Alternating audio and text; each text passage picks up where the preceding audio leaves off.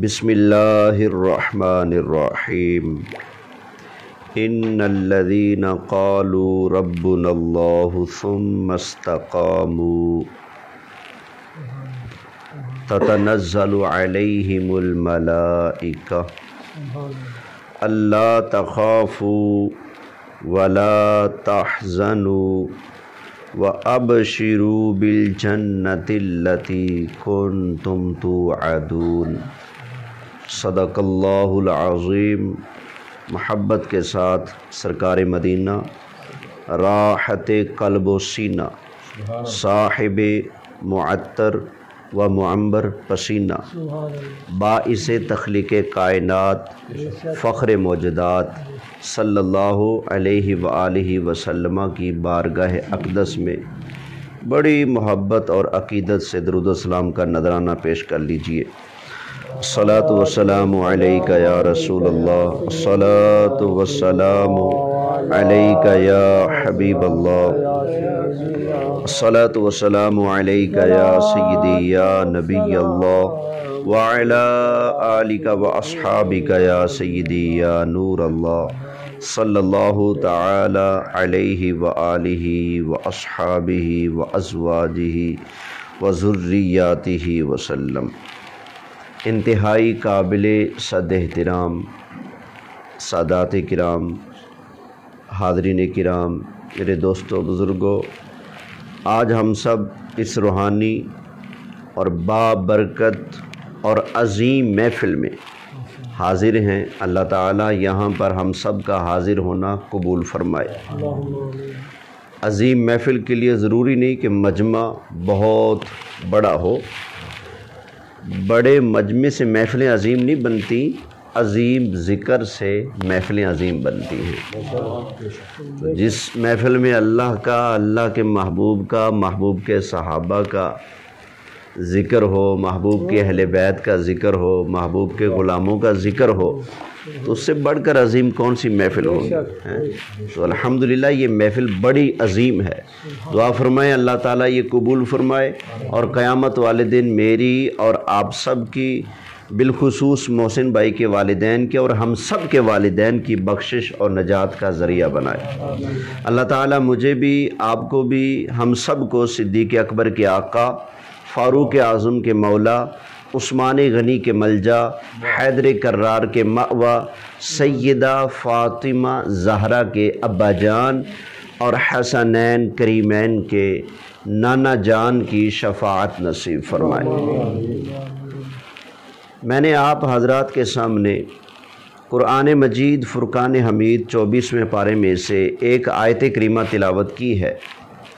اللہ تعالیٰ ارشاد فرماتا ہے، ان الذین قالوا ربنا اللہ، بے شک وہ لوگ جنہوں نے کہا کہ ہمارا رب اللہ ہے۔ کیا کہا؟ ہمارا رب اللہ ہے، یہ کہا۔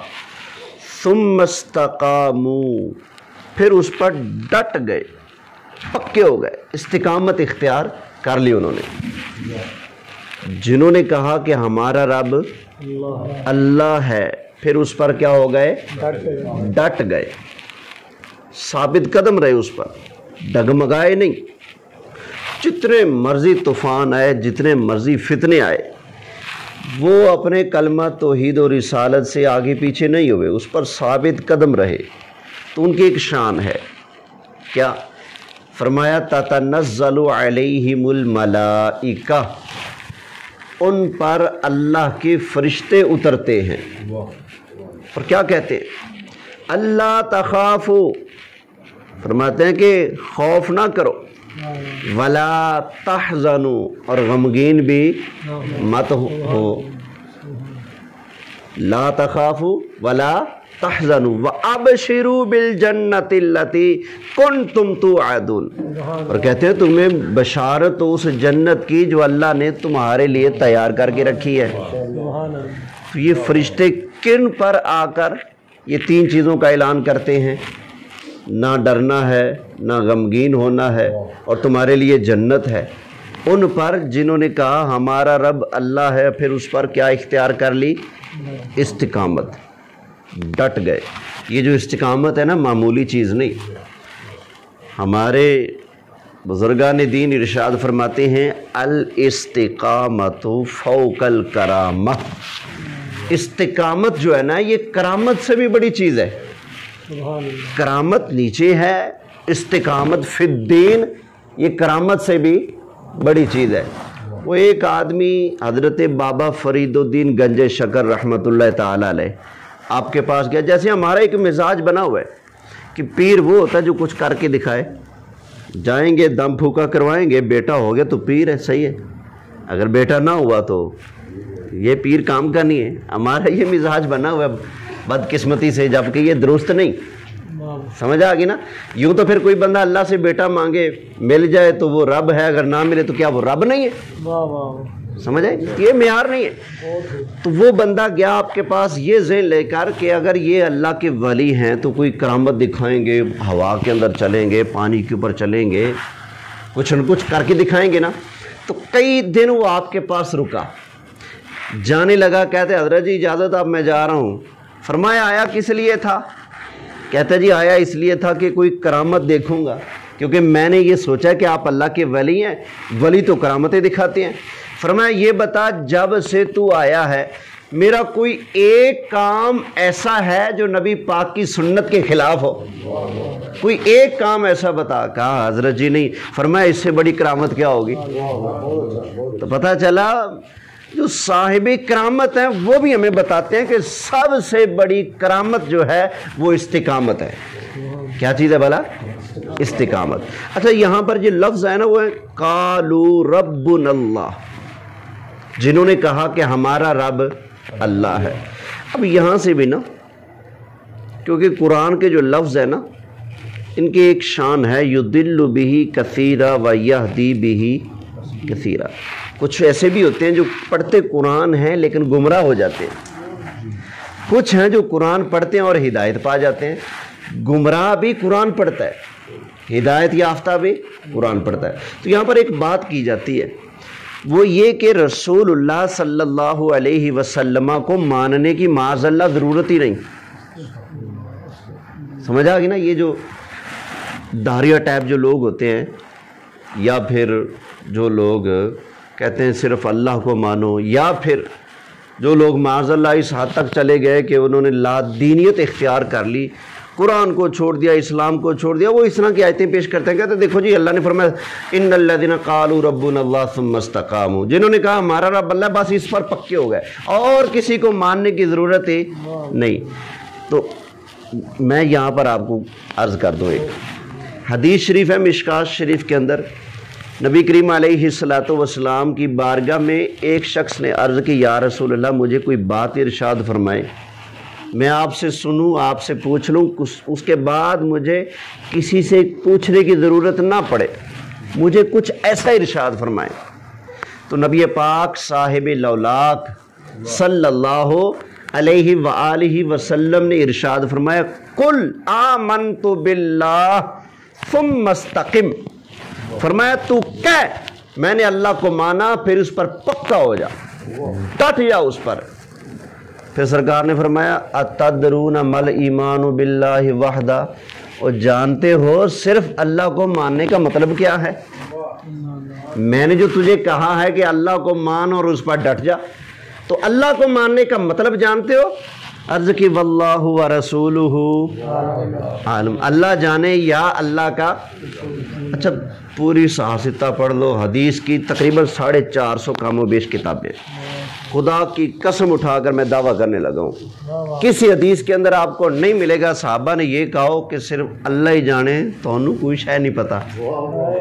کسی ایک صحابی نے کبھی نہیں کہا، ہمیشہ کہا اللہ جانے یا اللہ کا، واللہ ورسولہ اعلم، اللہ جانے یا اللہ کا رسول جانے۔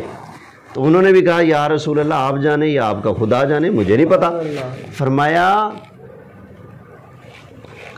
اللہ پر ایمان لانے کا مطلب یہ ہے کہ تو کہہ میں اللہ پر بھی ایمان لایا، اللہ کے رسولوں پر بھی ایمان لایا، اللہ کی کتابوں پر، اللہ کے فرشتوں پر، اللہ کے نبیوں پر، تقدیر پر اور مرنے کے بعد اٹھنے پر، ان ساری چیزوں پر میں ایمان لایا۔ فرمایا اس کا مطلب ہے اللہ کو ماننا۔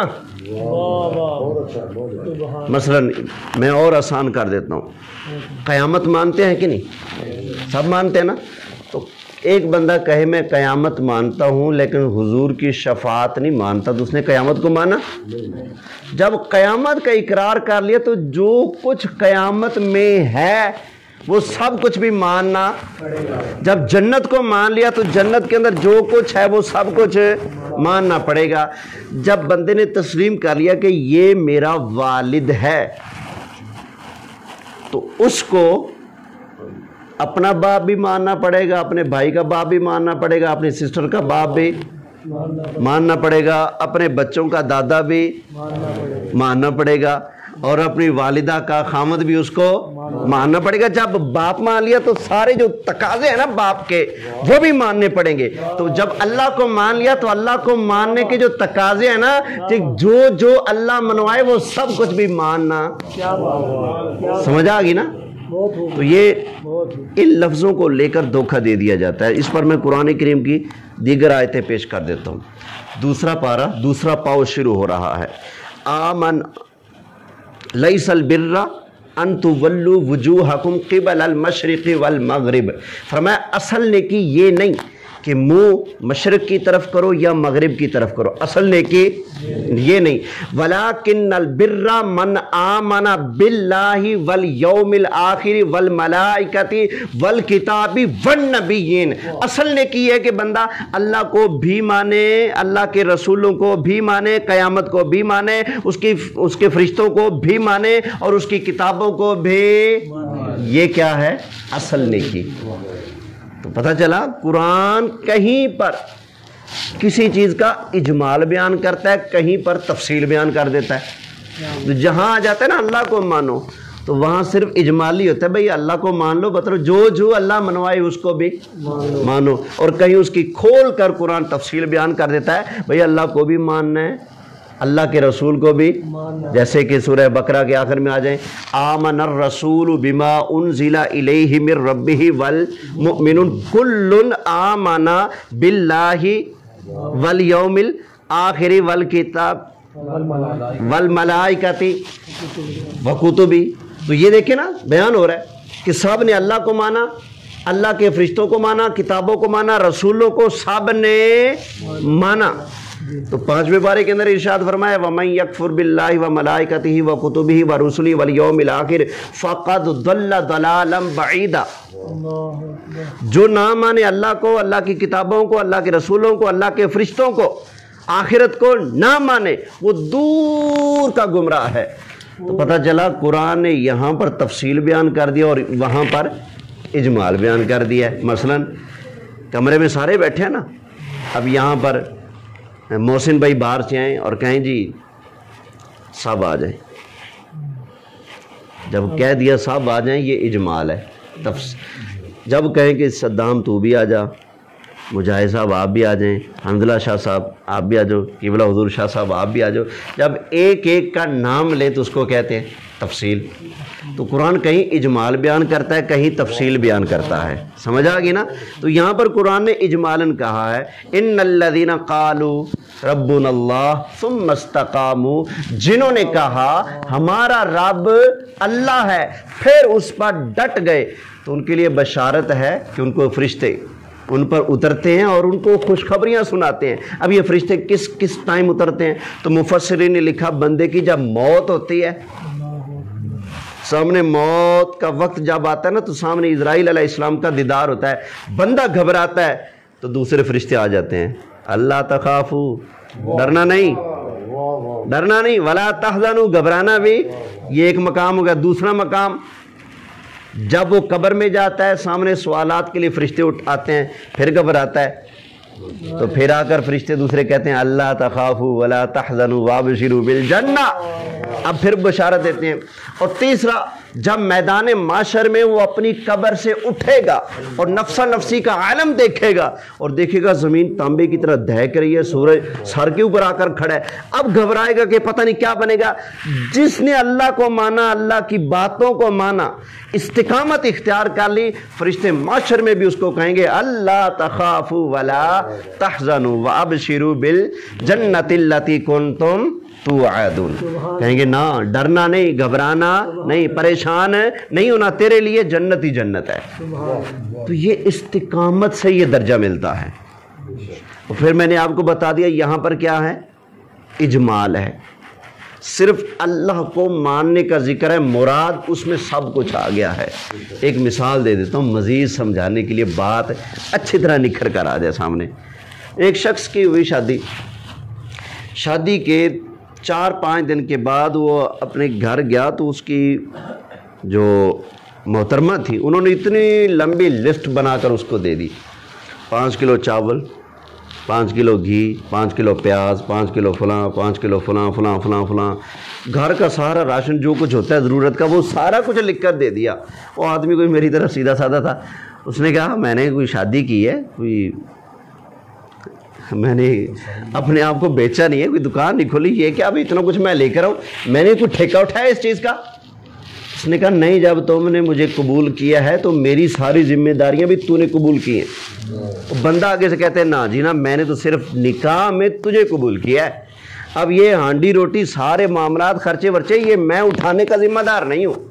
تو وہ ناراض ہو کر اپنے میکے چلی گئی۔ اب خاندان کے لوگ شریک ہوئے، ان کی سلو کروائی جائے، پنچایت بیٹھ گئی، دونوں طرف کے افراد بیٹھ گئے۔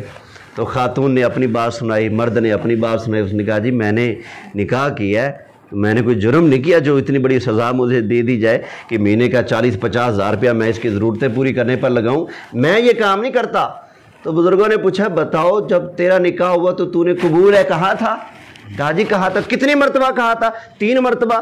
کہا کہ نکاح تو 1 مرتبہ قبول کہنے سے ہو جانا تھا، تو 3 مرتبہ پتہ ہے کیوں کہلوایا تھا؟ یہ پیاز بھی اسی کے اندر تھے، یہ ٹماٹر اور آلو بھی اسی کے اندر تھے، یہ چینی اور مہینے کے خرچہ اور جوتا کپڑا یہ سارا کچھ اسی کے اندر تھا۔ تو یہاں پر بھی لفظ اگرچہ ایک ہے، ان الذین قالوا ربنا اللہ، لیکن رسولوں کو مانا، فرشتوں کو مانا، قیامت کو ماننا، مرنے کے بعد پھر اٹھنا، سارا کچھ اسی کے اندر موجود ہے۔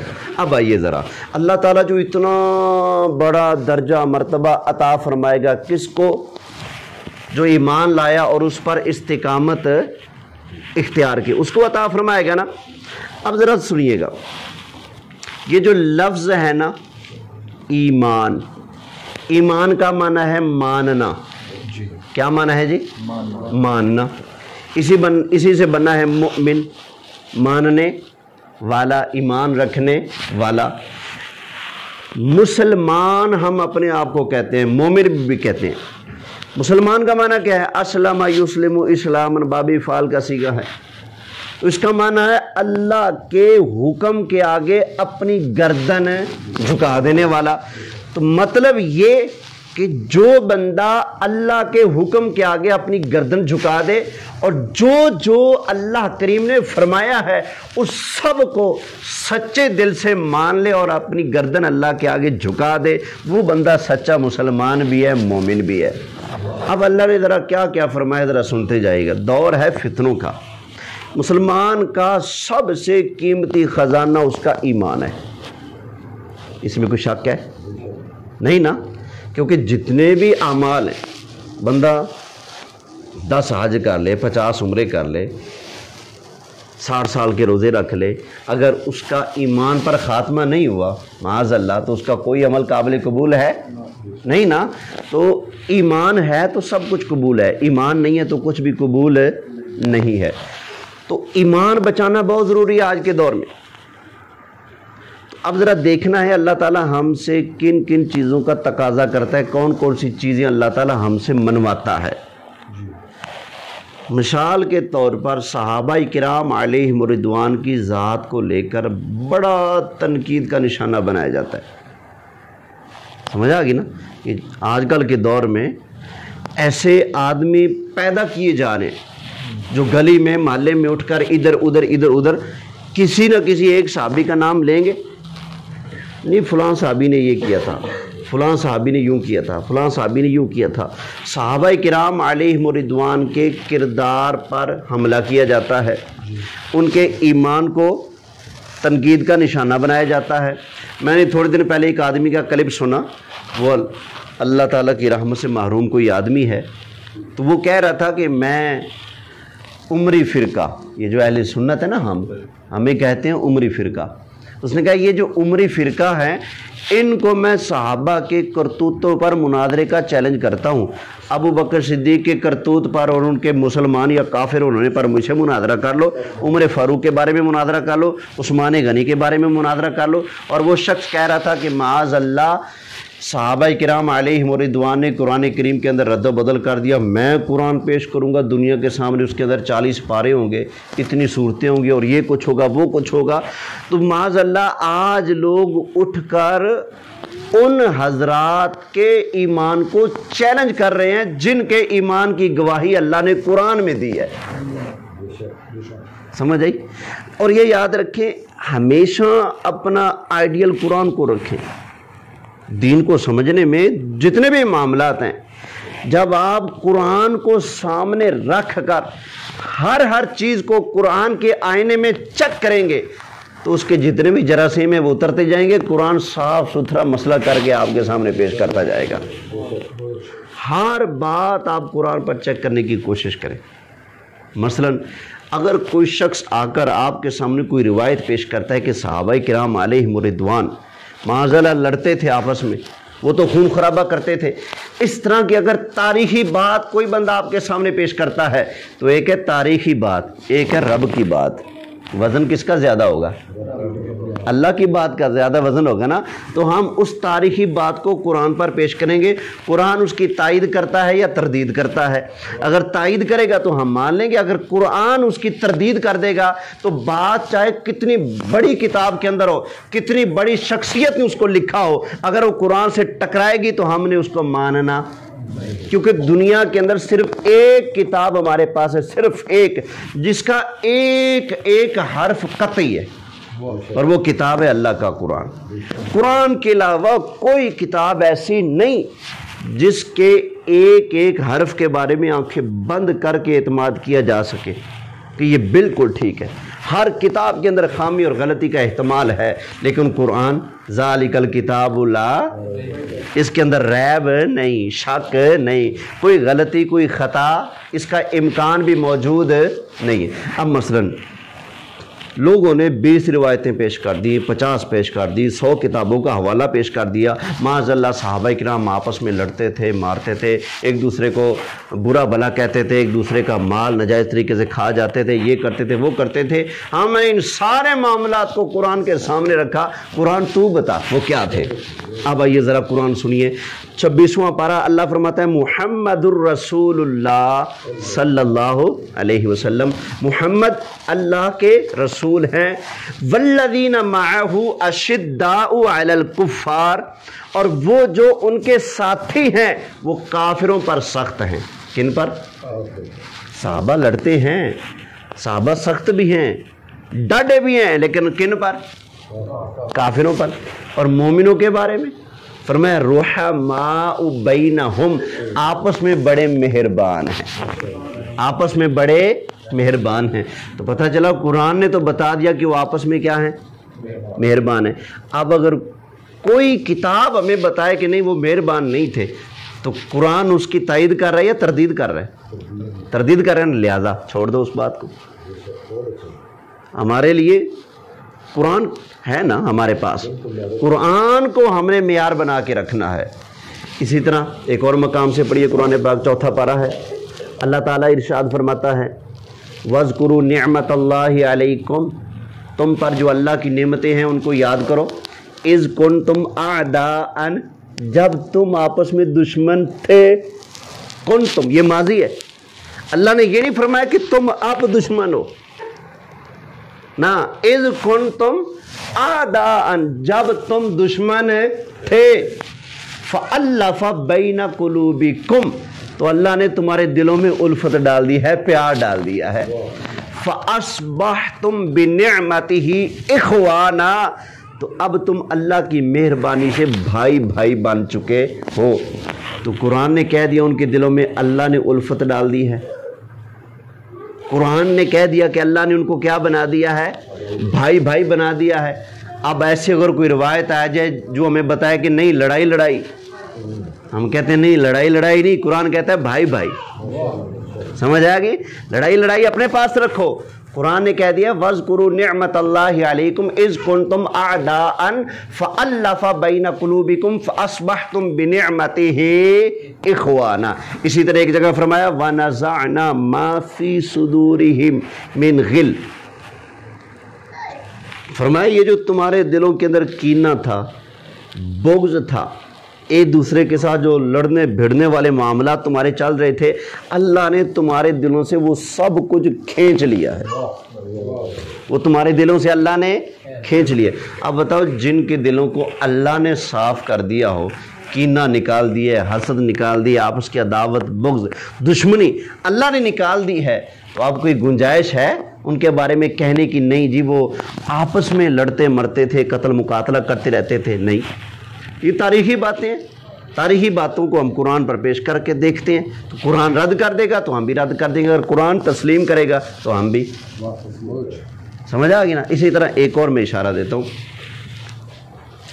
ایک حدیث لکھے امام بخاری نے، نبی کریم علیہ السلام نے فرمایا کہ اے ابو بکر صدیق، تمہارے دل کے اندر شرک ایسے دوڑ رہا ہے جیسے چیونٹی دوڑتی ہے، تمہارے اندر شرک ایسے چلتا ہے جیسے چیونٹی چلتی ہے۔ اب یہ روایت آ گئی ہے، اس روایت کو ہم قرآن سے دیکھیں گے، کیونکہ اگر یہ روایت ہم مان لیں تو رزلٹ کیا نکلتا ہے کہ حضرت ابو بکر صدیق اندر سے مشرک تھے، رزلٹ کیا نکلتا ہے؟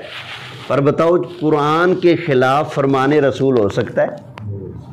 قرآن کی بولی اور ہو، رسول اللہ کا ارشاد اور ہو، ایسا ہو سکتا ہے؟ نہیں نا۔ رسول اللہ جو کچھ بھی ارشاد فرماتے ہیں اللہ کے حکم سے ارشاد فرماتے ہیں، وہ بات جو قرآن سے ٹکرائے وہ میرے آقا علیہ السلام کا ارشاد نہیں ہو سکتا۔ تو یہ ایک ضعیف روایت ہے، اس کو بھی لوگ پیش کر دیتے ہیں، کہتے ہیں کہ معاذ اللہ صدیق اکبر تو مشرک تھے۔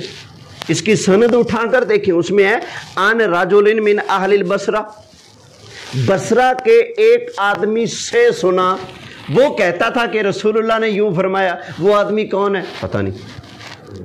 باپ کون ہے؟ پتہ نہیں۔ ماں کون ہے؟ پتہ نہیں۔ رہتا کہاں ہے؟ پتہ نہیں۔ مذہب کیا ہے؟ پتہ نہیں۔ تعلیم کیا ہے؟ کوئی پتہ نہیں۔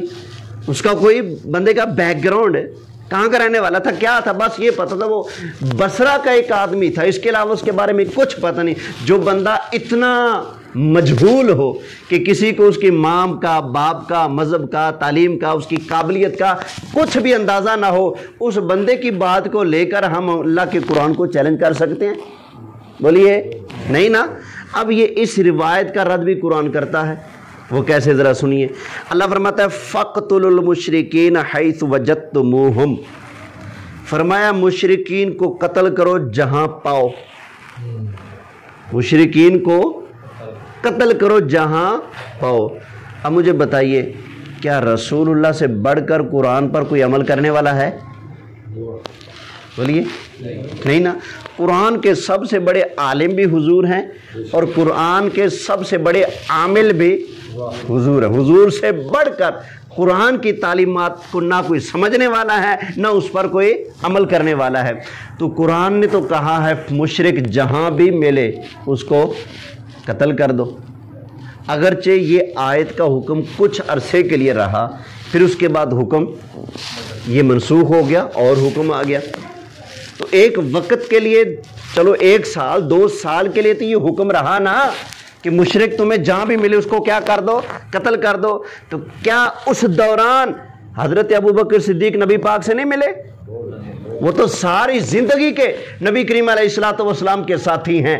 اگر وہ مشرک ہوتے تو قرآن کی تعلیم کے مطابق حضور پر واجب کیا تھا؟ معاذ اللہ قتل کر دینا۔ لیکن نبی کریم علیہ السلام نے تو ان کو کیا کیا ہے؟ ہمیشہ اپنے ساتھ رکھا ہے، اور ایسا ساتھ رکھا ہے کہ مزار کے اندر بھی حضور نے اپنے ساتھ رکھا ہے، اور ایسا ساتھ رکھا ہے نبی کریم علیہ السلام فرماتے ہیں جب قیامت والا دن آئے گا میں اپنی قبر سے اس شان کے ساتھ باہر تشریف لاؤں گا، یاد کیجیے گا جی، فرمایا میرے اس ہاتھ میں ابو بکر صدیق کا ہاتھ ہوگا، ادھر عمر فاروق کا ہاتھ ہوگا۔ حضور نے یوں ہاتھ پکڑے، فرمایا ہاکذا نبعث یوم القیامہ، فرمایا جیسے اب ہمیں دیکھ رہے ہو ہم قبر سے بھی یوں باہر تشریف لے کر آئیں گے۔ تو ایسا حضور نے ان کو اپنے ساتھ رکھا ہے۔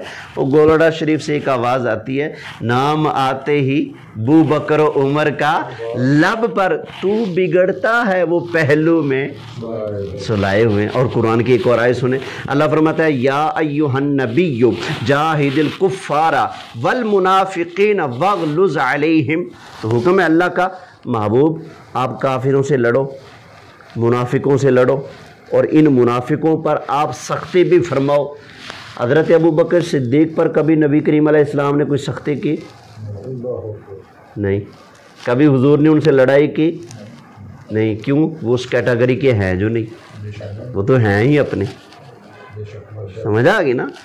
پتہ چلا یہ روایت جو ہے قرآن اس کی تردید کرتا ہے، لہذا ہم نے اس کو ماننا نہیں ہے۔ تو یہ میں آپ کو سمجھا رہا ہوں، عرض کر رہا ہوں کہ قرآن کریم کو ہم نے معیار بنانا ہے۔ آپ کے سامنے کوئی بھی کسی طرح کی آواز ایسی آئے جو آپ کے لیے نئی ہو، کوئی نئی تحقیق آپ کے سامنے کھلی ہے، کوئی نیا بندہ اٹھ کر آپ کے سامنے آیا ہے اور آپ کو لگتا ہے کہ جو 1400 سال کی امت کی تاریخ ہے وہ ایک سائڈ پہ ہے اور یہ اکیلا چودھری صاحب ایک سائڈ پہ ہے، تو اس کو آنکھیں بند کر کے نہیں مان لینا، بلکہ ذرا اس کو چیک کرنا ہے قرآن کے آئینے میں۔ ہم نے پیر کو قرآن کی صورت میں دیکھنا ہے، قرآن پر پورا آتا ہے کہ نہیں، شریعت پر پورا اترتا ہے کہ نہیں۔ ہم نے اپنے دوست کو، احباب کو، کسی بھی آدمی کی ہم نے بات کو بعد میں قبول کرنا ہے، پہلے اس بات کو قرآن پر پیش کر کے دیکھنا ہے، قرآن اس کے بارے میں کیا کہتا ہے۔ ذرا سمجھ گیا نا اس بات کو؟ اب ذرا آگے چلتے ہیں۔ صحابہ کرام علیہم رضوان سارے کے سارے جنتی ہیں، کتنے؟ سارے۔ اب آپ کے سامنے کوئی بندہ کوئی ایک آدھی روایت لے کر آئے، نہیں فلاں جہنمی ہے معاذ اللہ، فلاں جہنمی ہے معاذ اللہ، تو قرآن نے تو جگہ جگہ کہا ہے وَكُلًّا وَعَدَ اللَّهُ الْحُسْنَى، اللہ نے سارے صحابہ سے جنت کا وعدہ فرما لیا ہے۔ تو اب بتائیں اس کی بات کی کوئی ویلیو رہے گی؟ اس روایت کی کوئی ویلیو رہے گی قرآن کے مقابلے میں؟ نہیں نا۔ اگر کوئی بندہ آپ کے سامنے آ کر کہتا ہے کہ معاذ اللہ رسول اللہ کو اپنے انجام کا علم نہیں، یہ تھوڑے دن پہلے ایک آواز سنی تھی، ایک آدمی لیکچر دے رہا تھا، الحمدللہ میں نے اس کے جواب میں قرآن کی 40 آیتیں پیش کی اس مسئلے پر، 40 آیتیں میں نے پیش کی ہیں کہ حضور علیہ السلام کو اپنا بھی پتہ ہے، اپنے غلاموں کا بھی پتہ ہے، سمجھ آ گئی نا؟ 40 آیتیں، اور اس پر اور بھی پیش کی جا سکتی ہیں۔ ایک آیت کا اشارہ دیتا ہوں، اللہ فرماتا ہے وَلَلْآخِرَةُ خَيْرٌ لَكَ مِنَ الْأُولَى، حبیب آپ کی آنے والی ہر گھڑی پچھلی گھڑی سے بہتر ہے، آپ کی ہر آنے والی گھڑی پچھلی گھڑی سے بہتر ہے۔ تو نبی کریم علیہ السلام جب اس دنیا میں ہیں تو شان والے ہیں کہ نہیں؟ جب قرآن نے کہہ دیا ہے اگلی گھڑی تو اس سے بھی زیادہ شان والی ہے، تو انجام تو پتہ چل گیا، انجام تو پتہ چل گیا۔ اسی طرح قرآن نے کہا عَسَىٰ أَن يَبْعَثَكَ رَبُّكَ مَقَامًا مَحْمُودًا، حبیب آپ کو اللہ مقام محمود عطا فرمائے گا۔ اور یہ مقام محمود کیا ہے؟ جب ساری مخلوق قیامت والے دن جمع ہو کر ہمارے آقا علیہ السلام کی شان اور عظمت دے کر گن گائیں گے، یوں کہہ لیں جب سارے کہیں گے سب سے اولا و اعلیٰ ہمارا نبی، سب سے بالا و اعلیٰ ہمارا نبی، سارے اونچوں سے اونچا سمجھیے جسے ہے اس اونچے سے اونچا ہمارا نبی، جب اللہ کی ساری مخلوق قیامت والے دن جمع ہو کر نبی کریم علیہ السلام کی تعریف کرے گی، اس کو کہتے ہیں مقام محمود۔ اللہ نے اس مقام کا قرآن کے اندر حضور سے وعدہ فرمایا کہ نہیں؟ تو یہ کیا انجام نہیں بیان ہو رہا؟ حضرت حود علیہ السلام اور ان کے ماننے والے جو ہیں ان کے بارے میں ارشاد فرمایا وَنَجَّيْنَاهُم مِّنْ عَذَابٍ غَلِيظٍ، اللہ ان کو قیامت کے سخت عذاب سے محفوظ رکھے گا۔ یہ ان کا انجام نہیں بیان ہو گیا؟ انجام ہی تو بیان ہو رہا ہے نا۔ وَرَفَعْنَا لَكَ ذِكْرَكَ، محبوب اللہ نے آپ کے ذکر کو بلند فرما دیا ہے آپ کی خاطر، یہ بھی تو حضور کا انجام بیان ہو رہا ہے نا۔ تو الحمدللہ میں نے 40 آیتیں قرآن کریم کی پیش کی ہیں، اور بھی پیش کی جا سکتی ہیں۔ اب ذرا پھر دوبارہ آئیے واپس نبی کریم علیہ الصلوۃ والسلام کی اہل بیت پاک، ان کے بارے میں ہمارا نظریہ کیا ہونا چاہیے؟ ذرا ایک بات سن لیں، ذرا دیکھیں میرے چہرے پر کتنی آنکھیں؟ 2۔ آپ سب کے چہرے پر 2۔ اگر ہم میں سے کوئی بندہ ایک آنکھ بند کر لے یا ایک نکال کر پھینک دے، کیا وہ خوبصورت لگے گا؟ کہنا لگے گا نا، خوبصورت تو نہیں لگے گا نا، اس کے حسن کو 4 چاند نہیں لگے، بلکہ جو تھا وہ بھی کم ہو گیا نا۔ حسن میں کمی آتی ہے، ایک آنکھ والا اگر آدمی ہو، حسن دوبالا نہیں ہوتا۔ تو جیسے میرے چہرے پر 2 آنکھیں، آپ کے چہرے پر 2 آنکھیں، اور 2 آنکھیں ہی سوٹ کرتی ہیں، سمجھ آ گئی نا؟ اسی طرح اسلام کے مبارک چہرے پر بھی 2 آنکھیں ہیں، ایک آنکھ ہے نبی پاک کے صحابہ اور ایک آنکھ ہے نبی پاک کے اہل بیت، سمجھ آئی؟ دونوں کا ادب، دونوں کا احترام، دونوں سے پیار بہت ضروری ہے۔ یہ بات ذرا سمجھیے گا، ہمارا رب اللہ ہے، ہمارا معبود اللہ ہے، ہمارا پروردگار اللہ ہے۔ بحیثیت معبود، بحیثیت پروردگار، صرف اور صرف اسی کی عبادت ہے، بحیثیت معبود صرف اسی کی تعظیم ہے۔ اللہ کی ساری مخلوق میں سب سے زیادہ پیارے ہیں اللہ کو نبی پاک علیہ السلام۔ اب اللہ کی مخلوق میں سب سے پیارا اور سب سے زیادہ شان والا ہونے اور اللہ کا محبوب ہونے کے اعتبار سے حضور کا حق ہے کہ ہم سب سے زیادہ پیار مخلوق میں حضور سے کریں۔ بحیثیت معبود سب سے زیادہ پیار اللہ سے، اور بحیثیت مخلوق اور اللہ کا محبوب اور اللہ کا مقبول نبی کریم علیہ السلام کے بارے میں ہمارے اوپر واجب ہے، فرض ہے کہ ہم مخلوق میں سب سے زیادہ پیار کس سے کریں؟ نبی کریم صلی اللہ علیہ وآلہ وسلم سے کریں۔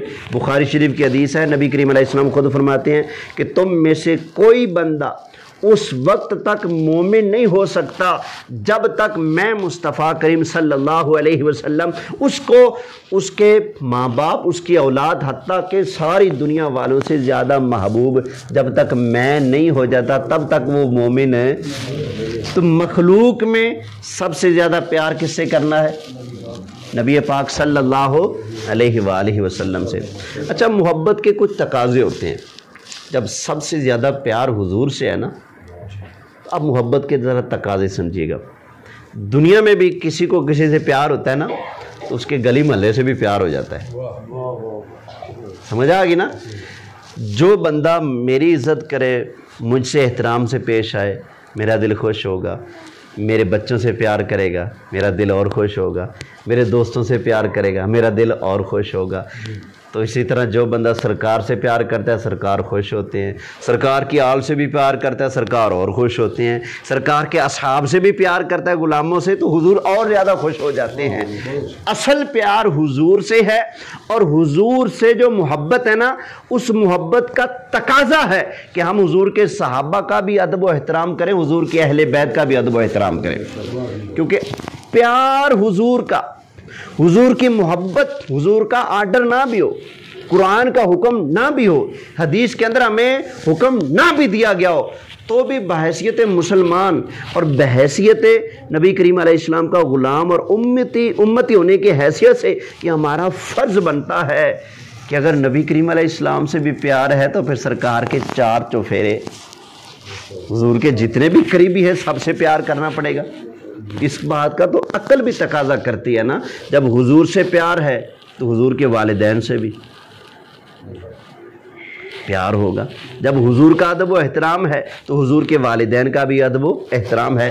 اب اسی بات کی طرف اشارہ نبی کریم علیہ السلام نے کیا ہے، فرمایا کہ مجھ سے پیار کرو اللہ کی رضا کے لیے، میرے صحابہ سے پیار کرو میری وجہ سے کہ وہ میرے صحابہ ہیں. سمجھ آئی؟ تو پتہ چلا صحابہ سے پیار کرنا وہ اصل میں حضور ہی سے پیار کرنا ہے. کیوں وہ صحابی کیوں بنتے ہیں؟ حضور کی غلامی میں آنے کی وجہ سے بنتے ہیں نا. جب تک غلامی میں نہ آئیں تو وہ ہمارے لیے کوئی معنی رکھتے ہیں نہیں نا. نہ ہماری کوئی رشتہ داری، نہ ہماری برادری، نہ ہمارا کاروبار. ہمارا اور ان کا تو 1400 سال کا فاصلہ ہے نا. بیچ میں اتنا بود ہے، اتنی دوری ہے، اور پھر ان کا علاقہ بھی اور ہے، ہمارا علاقہ بھی اور ہے. تو کوئی وجہ بنتی بھی نہیں کہ ہم ان سے پیار کریں. وجہ صرف ایک ہی بنتی ہے کہ وہ حضور کے غلام ہیں. تو پتہ چلا حضور کی وجہ سے ہمیں حضور کے صحابہ سے پیار ہے، تو حضور ہی کی وجہ سے حضور کے خاندان سے بھی کیا ہے؟ بولیے پیار ہے نا. اور یہ پیار ہمیں ہونا چاہیے. جب تک حضور علیہ الصلوۃ والسلام کے صحابہ کرام اور اہل بیت سے سچا پیار نہیں ہوتا نا، اور سچے دل سے ان کا ادب و احترام نہیں ہوتا، حضور سے فیض ملنے کی امید نہ رکھی جائے. سمجھ آ گئی نا. حضور علیہ الصلوۃ والسلام سے فیض تبھی ملتا ہے جب حضور کے تعلق و واسطے سے، حضور کی نسبتوں سے بھی پیار کیا جائے. اللہ تعالی ہمیں صحابہ کا بھی ادب و احترام نصیب فرمائے، اور اہل بیت اطہار کا بھی ادب و احترام نصیب فرمائے. ان سے اللہ تعالی ہم سب کو پیار کرتے رہنے کی توفیق عطا فرمائے. اب ذرا پھر آگے چلتے ہیں تھوڑا سا. یہ دور ہے فتنوں کا. غلط فہمیاں بہت پھیلائی جاتی ہیں. غلط فہمیوں کے دور میں آپ کے اوپر لازم ہے آپ علماء سے رابطہ کریں، علماء سے جڑ کر رہیں. کچھ لوگ ایسے ہیں جن کا کام یہ ہے، کہتے ہیں ہم مولویوں کے پاس جاؤ گے کیا ملے گا. یہ مولوی دین چھپاتے ہیں، یہ کرتے ہیں، یہ یوں کرتے ہیں. سمجھ آ گئی نا بھائی. کچھ باتیں ایسی ہوتی ہیں جو عوام ہے نا ان کے ذہن کی سطح نیچے ہوتی ہے، دین کی بات بہت اونچی ہوتی ہے. ہر بات ان کے سامنے بیان کرنے کی نہیں ہوتی. واقعی کچھ باتیں ایسی ہوتی ہیں کہ عام لوگوں کے ذہن کی سطح سے بہت اونچی ہوتی ہیں، وہ ان کو سمجھ سکتے نہیں، لہذا ایسی باتیں ان کے سامنے ڈسکس نہیں کی جاتی. اس کا مطلب یہ نہیں کہ علماء دین چھپاتے ہیں. جب اس طرح کا بندہ کوئی آ جاتا ہے، ان باتوں کو سمجھ سکتا ہو، اس کے اندر صلاحیت ہو، تو وہ چیزیں بھی ان کے سامنے بیان کی جاتی ہے. اب یہ کہہ کر علماء سے متنفر کیا جاتا ہے کہ یہ دین چھپاتے ہیں. اور پھر وہ لوگ کس طرح کی باتیں لے کر آتے ہیں. بھائی علماء ہوتے ہیں نا، ان کو پتہ ہوتا ہے یہ حدیث تو اگر چاہیے پڑی ہے لیکن قرآن کی فلاں آیت سے یہ ٹکراتی ہے، لہذا اس کو بیان کرنے کی ضرورت نہیں. کیوں؟ اس کے اندر کہیں سے کوئی نہ کوئی گڑبڑ ہوئی ہے سننے والے سے. کیونکہ حدیث میں تو راوی ہوتے ہیں نا، فلاں نے فلاں سے سنا، فلاں نے فلاں سے سنا، فلاں نے فلاں سے سنا. اب میں ایک بات کرتا ہوں یہاں، سیالکوٹ والوں یہ بات یاد رکھنا، میں بات کر کے چلا جاتا ہوں، 5ویں دن بعد پوچھو کسی سے کیا بات کی تھی تو کوئی نہ کوئی جملہ آگے پیچھے ہو جائے گا نا. 5 سال کے بعد، 10 سال کے بعد، 20 سال کے بعد، 50 سال کے بعد، 2 صدیوں کے بعد، جب 5 نسلیں چینج ہو چکی ہوں تو تب جا کر تو میری بات کے اندر کوئی نہ کوئی چلو آگے پیچھے ہو جائے گا نا. تو یہ جو حدیثیں ہیں، قرآن تو صحابہ نے اسی وقت نوٹ کیا جب حضور لکھواتے تھے، صحابہ لکھتے تھے، نوٹ اسی وقت کر لیا، پھر سارے کو ایک جگہ جمع حضرت عثمان غنی کے دور میں کر لیا گیا. لیکن یہ جو حدیثوں کو جمع کرنے کا سلسلہ ہے نا، یہ بعد میں شروع ہوا. 1 صدی گزر گئی، دوسری صدی میں کچھ کتابیں لکھی جا رہی ہیں، کوئی تیسری میں لکھی جا رہی ہیں. یوں حدیثیں بعد میں جمع کی گئی ہیں. پھر پوری ایک سند ہوتی ہے، سند کے اندر کوئی آ گیا کسی کا حافظہ کمزور ہے، یہ روایت قابل قبول نہیں. یہ بندہ کبھی کبھی جھوٹ بولتا تھا، اس کی روایت قابل قبول نہیں. لہذا جتنے بھی حدیثوں کے راوی ہیں نا، ان کے سارے حالات کتابوں کے اندر موجود ہیں. ہم حدیث کو کیسے پرکھتے ہیں، کیسے چیک کرتے ہیں بھئی یہ حدیث صحیح ہے یا ضعیف ہے یا کوئی کمزوری ہے اس کے اندر، قابل قبول ہے یا نہیں ہے. ہم حدیث کے راویوں کو دیکھتے ہیں، راویوں کے پھر حالات کتابوں میں دیکھتے ہیں. یہ فلاں راوی فلاں سے کہتے ہیں میں نے حدیث سنی، ہم دیکھیں گے وہ کب پیدا ہوا، وہ کب پیدا ہوا، دونوں کا زمانہ ایک ہے یا نہیں ہے. جب زمانہ ایک نہیں تو نے خیر سے سن لے، چل یہ روایت قبول نہیں. کوئی نہ کوئی بیچ میں ٹول مارا جا رہا ہے نا، ہماری پنجابی میں کہتے ہیں. سمجھ آ گئی نا. تو زمانہ ایک ہے، دیکھا جاتا ہے. پھر اس کا حافظہ کیسا تھا اس کو دیکھا جاتا ہے. پھر اس بندے کی عادات کیا تھی. ہمارے بزرگ اتنے محتاط تھے. ایک محدث نے سفر کیا علم حدیث لینے کے لیے, ایک شخص کے پاس گئے, سفر کر کے پتہ نہیں کتنے کلومیٹر, ہزاروں میل کا سفر کر کے گئے حدیث لینے کے لیے. اب آگے سے وہ بزرگ جو تھے اپنے گھوڑے کو بلا رہے تھے اپنے پاس, جھولی یوں کی ہوئی تھی. گھوڑا آیا, بھائی کوئی چیز کھانے کو ملے گی, جھولی خالی تھی.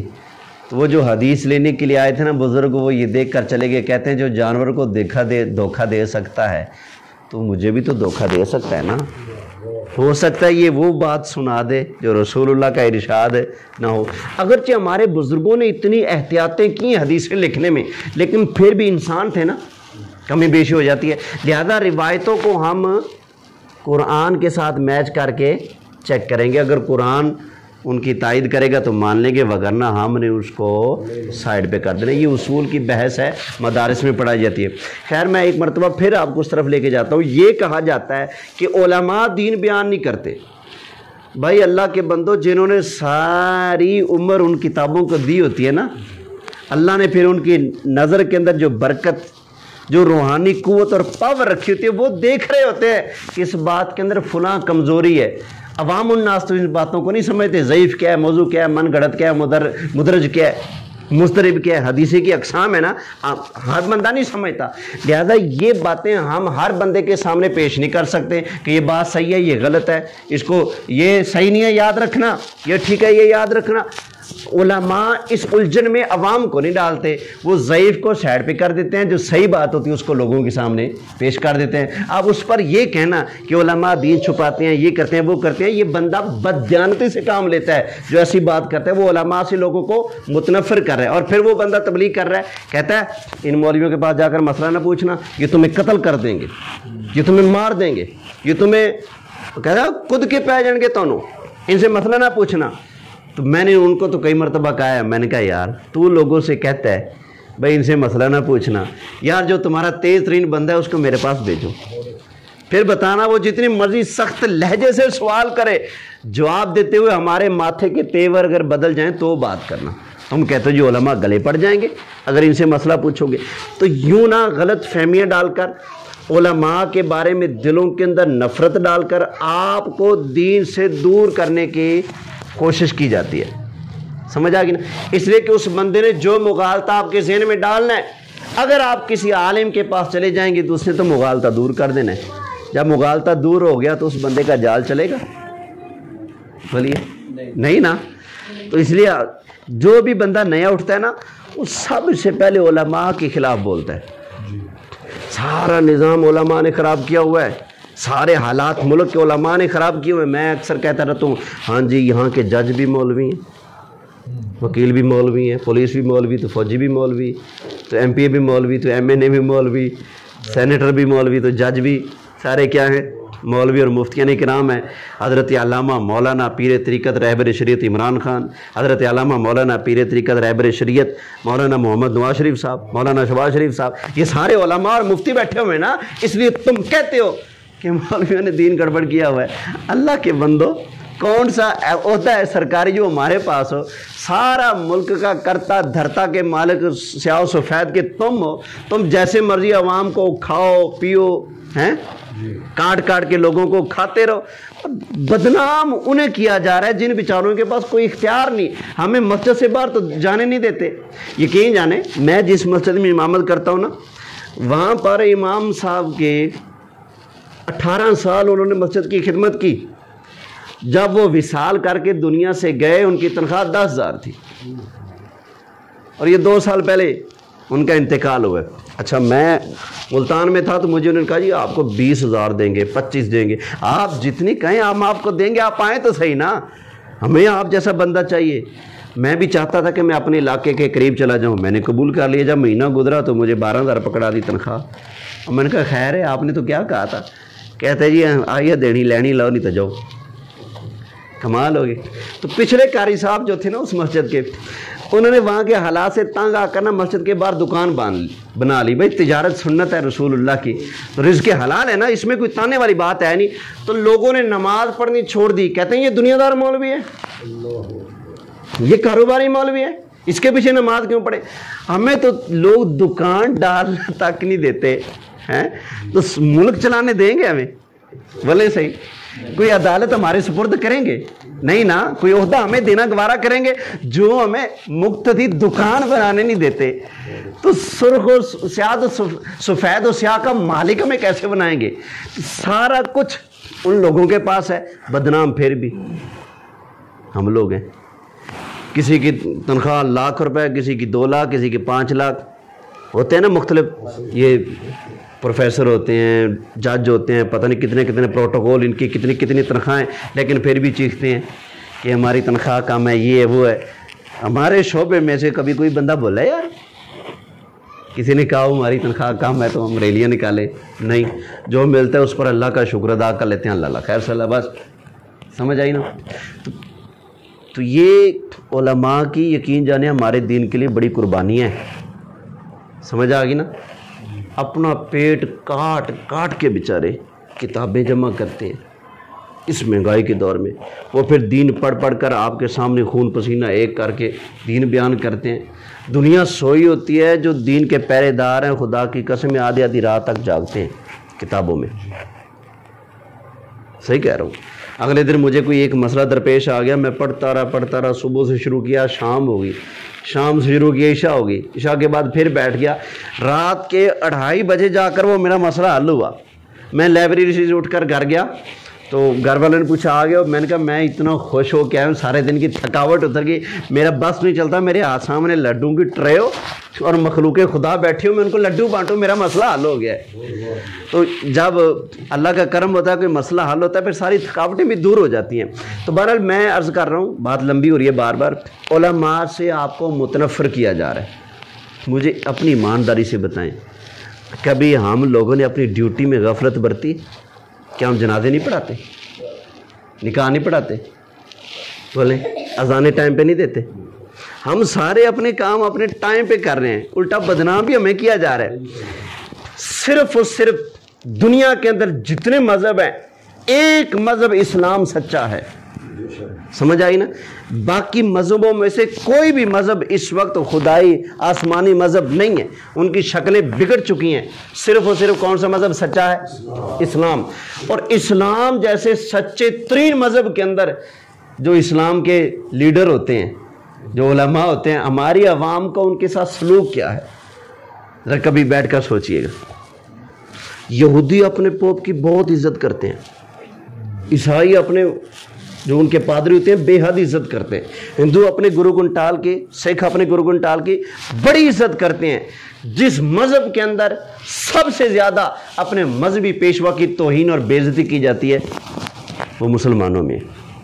ہمارے اندر یہ ایک المیہ ہے، آپ لوگوں کو دور کیا جا رہا ہے ہم سے. یار خدا کی قسم ہے، ہمارے دل میں آپ کا بڑا پیار ہے. قسمیہ کہتا ہوں. ہم نا لوگوں سے گالیاں کھاتے ہیں، لوگوں کے تانے برداشت کرتے ہیں. لوگ مجھے کہتے ہیں بڑی سخت باتیں کرتا ہے، یہ کرتا ہے وہ کرتا ہے. اتنی باتیں میں سنتا ہوں نا، کچھ سامنے کہتے ہیں، کچھ پیٹھ پیچھے کہتے ہیں، نمازیں پڑھنے والی بھی کہتے ہیں، لیکن ہم پھر بھی کھری کھری بات کرتے ہیں تاکہ آپ کا ایمان بچے. سمجھ آئی. کیونکہ آپ کا یہ شعبہ نہیں، آپ اپنے شعبے کے ماہر ہو. آپ اپنے شعبے کو جتنا جانتے ہو، میں 10 سال بھی اس شعبے میں لگاؤں پھر بھی نہیں جان سکتا، کیونکہ میرا وہ شعبہ نہیں. آپ کا اپنا شعبہ، میرا اپنا شعبہ. میں اپنے شعبے کا ماہر ہوں، آپ اپنے شعبے کے ماہر ہیں. دنیا میں سارے کام ہر بندہ اس شعبے سے متعلقہ فرد سے جا کر حل کرواتا ہے. موٹر سائیکل خراب ہوگا تو موٹر سائیکل کے مکینک کے پاس جائیں گے، کسی اور کے پاس. بیمار ہوں گے تو درزی کے پاس نہیں جائیں گے، دھوبی کے پاس، ڈاکٹر کے پاس جائیں گے. لیکن کمال ہو گیا یار، دین کا معاملہ ایسا معاملہ ہے، جنہوں نے ساری زندگیاں دین پڑھنے پڑھانے میں خرچ کر دی ہیں، آپ کو ان کے پاس نہیں بھیجا جاتا. آپ کو کہا جاتا ہے کہ فلاں کوئی اٹھ گیا اس کے پاس چلے جاؤ، نیٹ کھولو، فلاں کے پاس چلے جاؤ، فلاں کے پاس چلے جاؤ.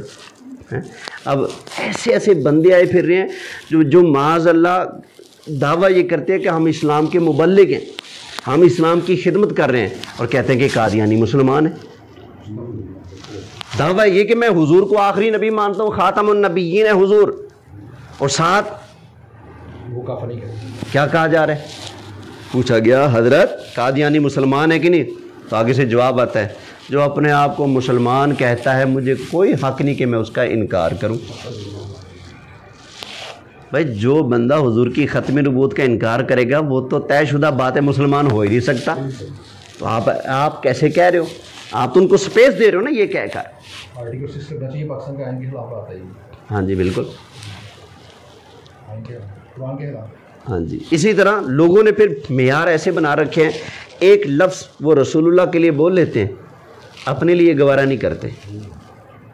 ایک آدمی ہے، اس نے اپنی گفتگو میں نبی پاک علیہ السلام کو چھوکرا کہہ دیا، اسے توجہ دلائے گی کہ یہ تو غلط کہہ رہا ہے کہ یہ کوئی نیگیٹو جملہ نہیں ہے۔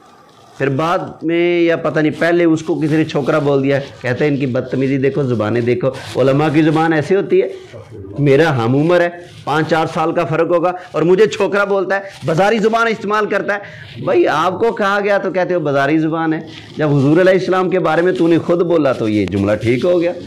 تو ہاں جی، یہ ایسے معیار بنا رکھے ہیں، لہذا ایسے گمراہ گر مبلغوں سے بچو، ٹھیک ہے نا؟ جو واقعی دین کی خدمت کرنے والے علماء ہیں نا ان سے جڑ کر رہو، اس سے آگے پیچھے نہ ہو۔ اور یہ جو اللہ کی رسی ہے نا قرآن، اس کو مضبوطی سے تھامو۔ اللہ کی رسی کون سی ہے؟ اللہ کا وَاعْتَصِمُوا بِحَبْلِ اللَّهِ جَمِيعًا وَلَا تَفَرَّقُوا، اللہ کی رسی قرآن کو اکٹھے ہو کر مضبوطی سے تھام لو، اس سے جدا نہیں ہونا۔ اللہ کی رسی نبی کریم علیہ السلام ارشاد فرماتے ہیں اللہ کا قرآن ہے، تو ہر مسئلے کو آپ قرآن پر پیش کریں۔ قرآن کیسے حضور کی بارگاہ کے آداب سکھاتا ہے؟ اونچا نہیں بولنا، حضور سے سبقت نہیں کرنی، حضور کو چیخ چیخ کے نہیں بلانا۔ ہمارے لیے ادب یہ بیان فرمایا کہ نام لے کر بلاؤ ایک دوسرے کا، ہمارے لیے حکم ہے جو شوکت ہے اس کو میں شوکت ہی کہوں، کچھ اور نہ کہوں، سمجھ آئی؟ نام لے کر پکارو۔ لیکن جب نبی کریم صلی اللہ علیہ وسلم کی بارگاہ کی باری آتی ہے تو قانون چینج، فرمایا یا نام نہیں لینا، بلکہ جو حضور علیہ السلام کے صفاتی نام ہے ان سے پکارو۔ اتنے آداب حضور کی بارگاہ کے، سبحان اللہ۔ ہمارے گھر کے باہر کوئی آئے آواز دے، محسن صاحب باہر آئیے، کیا بے ادبی ہے؟ نہیں۔ لیکن حضور علیہ السلام اپنے گھر میں ہو، کسی کو مجال نہیں، جرت نہیں، اجازت نہیں کہ وہ بندہ حضور کے گھر کے باہر کھڑا ہو کر آوازیں دے۔ قرآن نے منع کیا ہے، ان الذین ینادونک من وراء الحجرات اکثرهم لا یعقلون ولو انہم صبروا، کیا یہ اچھا ہوتا اگر یہ صبر کرتے، حتی تخرج الیہم لکان خیر لہم، آپ خود اپنے گھر سے باہر نکل کر ان کے پاس تشریف لے جاتے تو ان کے لیے بہتر تھا۔ تو قرآن جو حضور کا دروازہ نہیں بجانے دیتا، آوازیں اونچی لگانے نہیں دیتا، دوران گفتگو کسی کی آواز حضور کی آواز سے اونچی ہو جائے اللہ گوارا نہیں کرتا۔ حضور بھی تشریف فرما ہے، صحابہ بھی حاضری خدمت ہیں، کوئی بندہ آ کر مسئلہ پوچھ لے، قرآن کسی کو پہل نہیں کرنے دیتا کہ تو پہلے جواب دے۔ جب حضور بیٹھے تو کوئی اور کیوں بولے؟ قرآن اس سے منع کرتا ہے۔ قرآن یہ کہتا ہے حضور کے گھر میں جاؤ تو کھانا کھا کے نکلنے کی کرو، وہاں پر آپس میں پر لطف باتیں کر کے ایک دوسرے کے دل مت بہلاتے رہو، اور جب بلایا جائے تب جاؤ، اجازت لے کر جاؤ۔ جب نبی کی بیویوں سے تمہیں کچھ مانگنا پڑے تو پردے کے پیچھے سے مانگو۔ اتنی ادب و آداب اور پروٹوکول حضور کی بارگاہ کے اللہ نے قرآن میں بیان فرمائے ہیں، تو اتنی اونچی بارگاہ ہے نبی کریم علیہ السلام کی، اس بارگاہ کی بے ادبی سے بچنا ہے۔ آج آپ لوگوں کو یہ سبق پڑھائے جا رہے ہیں، معاذ اللہ لوگوں نے مشن بنا رکھا ہے حضور کے ادب سے لوگوں کو روکنا ہے، ترک تعظیم اس کو فروغ دینا ہے۔ یہ سبق پڑھائے جا رہے ہیں، نبی کریم علیہ السلام کا ادب بڑے بائی جتنا کرنا ہے، سمجھ آ گئی نا؟ یہ سبق پڑھائے جا رہے ہیں۔ ہمارے ملک پاکستان میں کچھ مدارس میں یہ کتابیں، ایسی کتابیں پڑھائی جا رہی ہیں جن میں یہ ہے نبی پاک کا ادب بڑے بھائی جتنا کرنا ہے۔ معاذ اللہ مر کر مٹی میں مل گئے، رسول کے چاہنے سے کچھ نہیں ہوتا۔ ہر مخلوق بڑی ہو یا چھوٹی وہ اللہ کی شان کے آگے چمار سے ذلیل ہے۔ پھر بطول دلیل قرآن لکھا جا رہا ہے وہاں پر کہ بدر کے موقع پر اللہ نے نبی پاک اور نبی پاک کے صحابہ دونوں کو ذلیل کہا ہے، معاذ اللہ۔ لفظ کیا ہوتے ہیں، ان کو کیا سے کیا بنا کر حضور کے ادب کو دیکھ کر پتہ نہیں لوگوں کو کیا مسئلہ ہو رہا ہے، کتابوں کے اندر جھوٹی حدیثیں گھڑی جا رہی ہیں۔ ایک فتاوی رشیدیہ کے اندر ایک بات گھڑی ہوئی موجود ہے کہ نبی پاک نے فرمایا کہ تم مجھے اپنا بھائی کہو۔ میں نے اعلان کیا ہوا 1,00,000 روپے اس بندے کو انعام دوں گا جو مجھے یہ حدیث کسی کتاب سے دکھا دے کہ نبی پاک نے فرمایا کہ تم مجھے اپنا بھائی کہا کرو۔ ہاں جی، تو یہ ایسی ایسی چیزیں پڑھائی جا رہی، ان کو فروغ دیا جا رہا ہے۔ تو سب سے قیمتی چیز ہمارا ایمان ہے، ٹھیک ہے نا؟ تو یہ استقامت اختیار کرنی ایمان پر، سمجھ آ گئی؟